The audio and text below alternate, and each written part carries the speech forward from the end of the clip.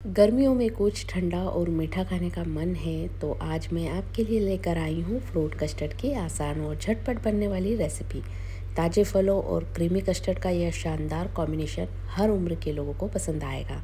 इसे बनाना बहुत ही आसान है और इसका स्वाद लाजवाब। तो चलिए बिना देरी किए हुए शुरू करते हैं ये मज़ेदार रेसिपी। सबसे पहले हमें यहाँ पर फ्रूट ले लेना है। फ्रूट हमें ताज़े और रसीले टेस्टी वाले फ्रूट देखकर ही लेना है। और यहाँ पर हम ले लेंगे एक बर्तन, इसके अंदर हम डालेंगे पानी और फिर इन फ्रूट को हम धो के तैयार कर लेंगे। गर्मियों में हमें अक्सर ठंडा पीने की, ठंडा खाने की इच्छाएं होती हैं, तो ऐसी ही मैं रेसिपी आपके लिए रेगुलर लेकर आती रहूँगी। आप मेरे इस चैनल पर बने रहिए। मेरे चैनल को अगर आपने सब्सक्राइब नहीं किया है तो सब्सक्राइब कर लें, बेल आइकन प्रेस करें ताकि मेरी आने वाली हर वीडियो सबसे पहले आपके पास पहुँचे। तो यहाँ पर हमारे फ्रूट जो धोने जैसे हैं उन्हें हम सब को धो के तैयार कर लेंगे। जैसे ये दोनों तरीके के अंगूर हैं, इन्हें भी मैंने धो के तैयार कर लिया है और इन्हें एक बर्तन में निकाल लेंगे। और निकालने के बाद हमें इन्हें दो हिस्सों में काट लेना है। तो यहाँ पर मैं आपको दिखा रही हूँ, देखिए ये अंगूर मैंने लिए हैं और इन्हें दो हिस्सों में काटा है। तो फ़िलहाल तो इन्हें धो लिया है, अब इन्हें मैं साइड में रख देती हूँ और आपको दिखा देती हूँ। तो ये देखिए ये अंगूरों को कुछ इस तरीके से निकाल लेना है और इन्हें दो हिस्सों में हमें काट लेना है, जिससे ये कम मात्रा में भी अगर अंगूर होते हैं तो हमारा कस्टर्ड अच्छे से बन के तैयार हो जाता है। तो यहाँ पर मैंने इन्हें दो हिस्सों में काट लिया है। इसी तरीके से हमें दूसरे वाले अंगूरों को भी दो हिस्सों में काट के तैयार कर लेना है। तो ये हमारे सारे अंगूर कट चुके हैं, अब इसे हम किसी बर्तन में निकाल लेंगे। देखिए फ्रूट कस्टर्ड बनाना बहुत ही आसान है, लेकिन इसे बनाते समय कुछ ज़रूरी बातों का ध्यान रखनी चाहिए जिससे इसका स्वाद और भी बेहतर बने। फ्रूट कस्टर्ड में ऐसे फल डालने चाहिए जो जल्दी ख़राब ना हो और जिसका स्वाद कस्टर्ड के साथ अच्छा लगे। आप ये फल इस्तेमाल कर सकते हैं जैसे आम, केला, सेब, अंगूर, अनार, पपीता, चीकू और कीवी। इन फलों को आप कस्टर्ड में इस्तेमाल कर सकते हैं। और आपको कौन से फल इसमें नहीं डालना है, जैसे खट्टे फल हो गए, संतरा, मौसम्बी, अनानास, ये तरबूज, क्योंकि ये दूध के साथ मिलने पर फट सकते हैं और कस्टर्ड का स्वाद बिगाड़ सकते हैं, तो आप इस चीज़ का थोड़ा ध्यान रखें। तो यहाँ पर फ्रूट काटने का दिखाने का मतलब ये है कि सबसे पहले हमें फ्रूट काट के तैयार कर लेना है और बिल्कुल इन्हें बारीक बारीक काट के तैयार करना है। तो यहाँ पर देखिए ये मैंने अनार, पपीता, सेब फल, अंगूर, ये सब चीज़ें काट के पहले से तैयार कर ली है। तो ये अनार के दानों को और इनकी मात्रा कितनी रखनी है वो मैं आपको आगे दिखाऊंगी। तो यहाँ पर हमने अनार भी छिल के तैयार कर लिए हैं, इनके दाने भी हम साइड में रख लेंगे।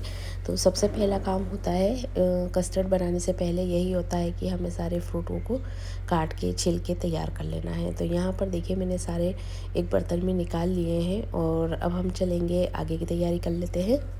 तो यहाँ पर मैंने गैस पे कढ़ाई रख ली है और इसके अंदर मैं डाल रही हूँ 1 लीटर दूध। आप कितना बनाना चाहते हैं आप आपके हिसाब से बना लें। अगर मैं 1 लीटर दूध ले रही हूँ तो फिर उसमें फ़्रूट की मात्रा कितनी रखनी है वो भी मैं आपको आगे बताऊँगी। तो यहाँ पर मैंने अभी 1 लीटर दूध डाला है और इसमें एक उबाल आने तक हमें गैस पे ऐसे ही रख कर इसे पकाना है। तो यहाँ पर देखिए अब हमारे दूध में उबाल आने ही वाला है और इसके पहले हम हमारा कस्टर्ड घोल के तैयार करेंगे। अब 1 लीटर दूध में हमें कस्टर्ड कितना लेना है वो भी मैं आपको बता देती हूँ। तो यहाँ पर हम ले रहे हैं, एक पहले बर्तन ले लेंगे और उसके अंदर डालेंगे 4 चम्मच कस्टर्ड पाउडर और इसे हमें ठंडे दूध से घोल बनाकर तैयार करना है। अगर आप इसमें गर्म दूध डालते हैं तो लम्स बनने के चांस रहेंगे और अगर ठंडे दूध से आप घोल बनाकर तैयार करते हो तो इसमें लम्स नहीं बनेंगे। तो हमें ठंडे दूध से ही इसका घोल बनाकर तैयार करना है। तो यहाँ पर हमारा ये घोल बन चुका है बिल्कुल लम्स फ्री। इसे हम साइड में रख देंगे और नीचे आप देख रहे हैं हमारे दूध में उबाल भी आ चुका है। तो अब इसके अंदर हम डालेंगे पहले 1 कप शक्कर। तो यहाँ पर सबसे पहले हम देखिए ये उबाल दिख रहा है, बस इसी स्थिति में हम यहाँ पर 1 कप शक्कर डाल देंगे और इसे चला लेंगे, मिला लेंगे, शक्कर को अच्छे से घुल जाने देंगे। उसके बाद हमारा तैयार किया हुआ घोल हम इसमें डालेंगे। तो यहाँ पर हमने जो कस्टर्ड पाउडर का घोल बनाकर तैयार किया था वो भी इसके अंदर डाल दिया है। अब हमें चलाते हुए इसे बनाना है और यहाँ पर हमें इसे थोड़ा थिक करना है। अभी थोड़ा पतला दिख रहा है तो कुछ देर तक हम इसे चलाते हुए पकाएंगे तो ये थिक होने लगेगा। तो यहाँ पर देखिए पहले के मुकाबले ये थोड़ा थिक दिखने लगा है और जैसे जैसे ये ठंडा होता जाएगा तो इसकी थिकनेस और थोड़ी बढ़ जाएगी। तो यहाँ पर हम कर देंगे गैस बंद और इसे हम हटा लेंगे। हटाने के बाद इसे हमें पूरी तरह से ठंडा कर लेना है। तो यहाँ पर देखिए मैंने बताया था, मैं आगे आपको बताऊंगी फ्रूट की मात्रा कितनी रखनी है। तो यहाँ पर मैंने 1 कटोरी का मेजरमेंट लिया है, उसी कटोरी से सारे फ्रूट इसके अंदर मैं डालूंगी। तो यहाँ पर मैंने अभी 1 कटोरी पपीता डाला है। सेम उसी कटोरी से मैं 1 कटोरी सीमफल डाल ले हैं काट के, बारीक सारे फ्रूट हमें काट के तैयार करना है। 1 कटोरी काले वाले अंगूर डालेंगे। 1 कटोरी यहाँ पर हमें अनार के दाने डालना है। 1 अनार लिया था मैंने, थोड़ा कटोरी में कम है तो आप 1 कटोरी भी ले सकते हैं, थोड़ा कम होगा तो भी चलेगा। 1 कटोरी यहाँ पर हम अंगूर डालेंगे जो कि मैंने 2 हिस्सों में काट के तैयार किए थे। यहाँ पर हम पूरी तरह से ठंडा किया हुआ कस्टर्ड घोल जो हमने बनाकर तैयार किया है वो इसके अंदर डाल देंगे।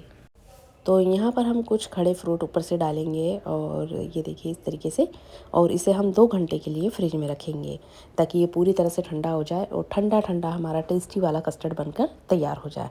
तो यहाँ पर मैंने कुछ फ्रूट डाले हैं, यहाँ पर मैंने फ्रूट भी डाल दिए हैं। अब इसे हमें फॉइल पेपर से बंद कर देना है। आप ऐसे कोई बर्तन हो तो उससे भी ढक के रख सकते हैं, ऐसा कोई ज़रूरी नहीं है कि हमें फॉइल पेपर से ही इसे बंद करना है। तो यहाँ पर मैं फॉइल पेपर से इसे लगा के रख रही हूँ। तो यहाँ पर हमने इसे अच्छे से पैक कर दिया है और अब बस अब इसे हम रख देंगे फ्रिज में। तो यहाँ देख लेते हैं हम 2 घंटे हो चुके हैं और इसे हटा के देख लेते हैं। तो ये हमारा ठंडा ठंडा फ्रूट कस्टर्ड खाने के लिए तैयार है। तो दोस्तों बहुत ही आसान रेसिपी है और बहुत ही आसानी वे में मैंने आपको बताने की कोशिश की है। आप इस तरीके से बनाएंगे तो सबको बहुत पसंद आने वाला है।